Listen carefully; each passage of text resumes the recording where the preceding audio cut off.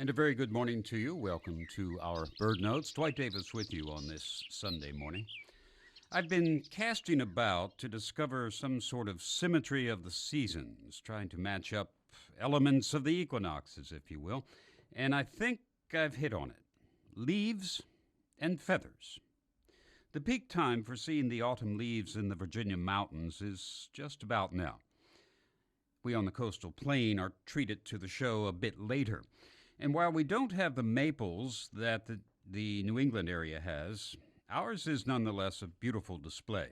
Our predominant maple, the red maple, is red in all seasons, but especially in the autumn.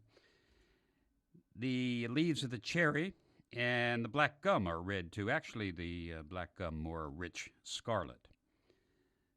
The burnished leaves of the beech tree are evident, and the various oaks are red and brown. The sweet gum is something of a chameleon in the fall, presenting leaves in yellow, in red, and purple. And through the hardwood and the evergreen alike, one can see the lambent lines of the climbing vines. The most prominent color seems to be yellow, especially from the tulip trees, with the hickory helping and the maples and cherries checking in too.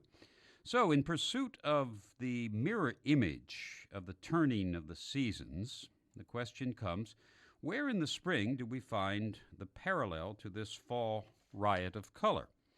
And the answer is in the birds. In the spring, the trees are alive with reds and yellows, not of leaves, but of feathers, as many shades of yellow seem to predominate in the fall.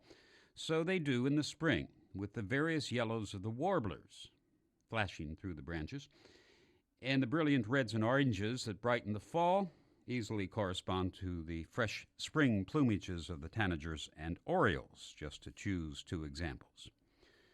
So autumn, with its blaze of color in the bushes and trees, has a corresponding display in the spring, the colors of the arriving birds. Or perhaps, to put it another way, the leaves arrive subtly in the spring, all green and quiet, but the birds surprise and delight us with their obvious splashes of color. And in autumn, the leaves leave, bright and colorful, and the birds depart quietly and mostly monochromatically, their plumage dulled as the season turns.